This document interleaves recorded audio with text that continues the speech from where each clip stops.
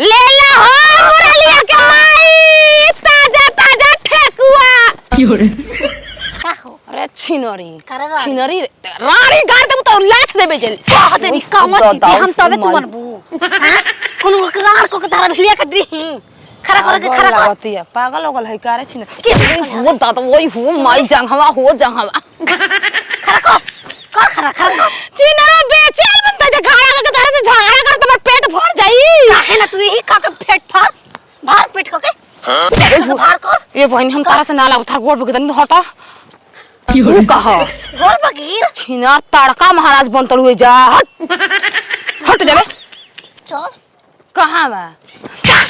गोठवा ओई हो दादा अरे हम ठगुआ गिरल हो माई आई हो दादा ओई हो माई वाह किरा आयो करिया ये टूटल हो आई ले आहा ई करा के अरे रानी हमर के आई हो बाबू हम ठगुआ अरे छिनारी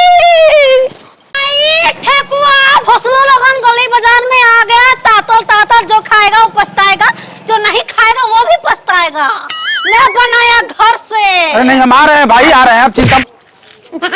लौकत नहीं क्या नरे औका एकदम है जा कितना इम्पोर्टेंट बात करत नहीं तू धक्का मार चल तलू इम्पोर्टेंट का कहा क्यों रे बात कर रे अरे भोसड़ी वाला देख कर ले बनी भोसड़ी वाला तमीज से बात कर मुखिया आई हमें गांव और ये तमीज से बता छिनाल बिया का सुहागत मना ले के करा ले तमीज अब बोला तमीज कोनो लड़की औरत का नाम है कौन है अच्छा समाज का नचनियन का नाम हो चुप पकड़ के मन अरे तो मार तक में हो आवा चाचा है पहले आवा चाचा हम चाचा लोग तो के सुखिया हवे मुखिया आई गुड्डू सिंह सिक्स पैक नहीं खे सर्व 6 पैक से तारा 12 पैक से कहा मतलब है बहनी कैसे के ओकरा से बोलती बन ला भोसड़ी तारा भेड़ लुज्जू वाला ले जा हेलो का ठेकुआ बायन बाटो तलू घूम घूम तो बाटो ना हमरा बायन का का जरूरत बा भैया अरे ठेकुआ का बाइन हो मारत कबड़ी मर्यादा मेरा मर्यादा में कौन है भोसड़ी रे ये भोसड़ो मर्यादा होला कि अपने आप में होला लाज शर्म हया वही के कहल जाला दाता काटा तलू चलो बात खत्म हो गई तो जितना मौला हम मरनी बात खत्म अभी जा काम पर का आओ ये बातें 2 रुपया में रुपया में बायन बटाला तो जकर मन करला उ दे देला ना हो ये बेचे वाला हो का खाए वाला हो तो ठेकुआ पुआ बेचे वाला चीज हो आज जाते हो बाजार में तो चावल खा लेते रहो छिनार मत कहो मर्यादा कहो कौन हिया रे कौन हिया बता छिनार खरीद लेबे बेच के काहे के हमें करले बतियाओ तनी चले दो आवा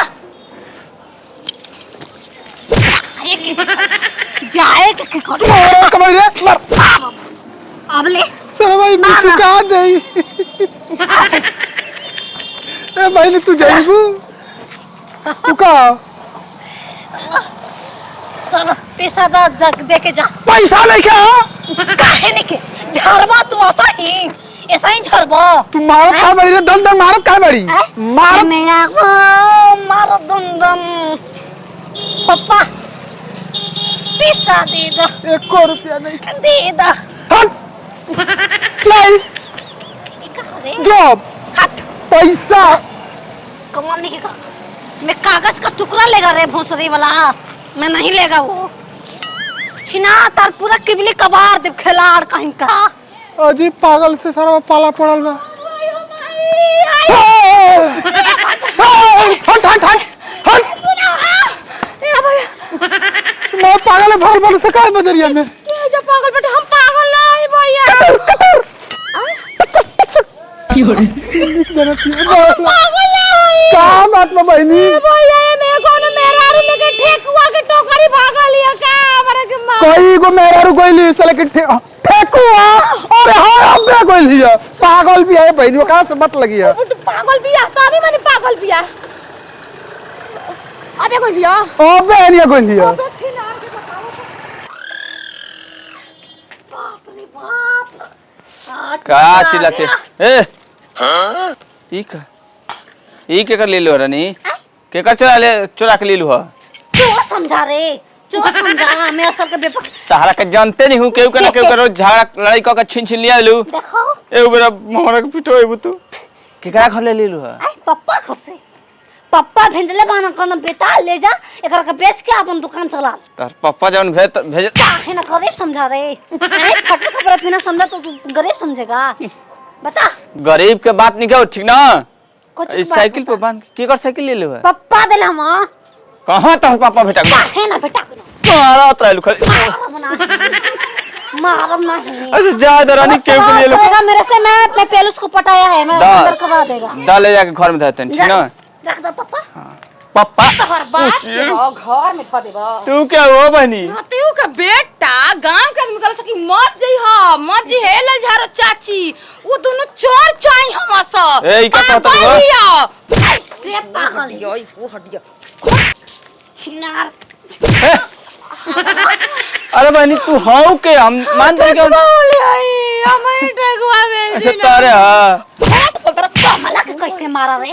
कमला के कैसे तू ऐसा कुछ कर तो ना करतू तो मरेबे ना करती आगे पीछे कोई ना मांग में सिंदूर देखा से ना जले के बतार बस समझा ना दिया मुंह गइल बस सरात कर देले बानी चाय दहो चाची का करबू हमरो मेहरारू पागल बेच सब बेच घर है आ दो 4 रुपए के गवा में बेची ना पेटवा के रोटी आ चले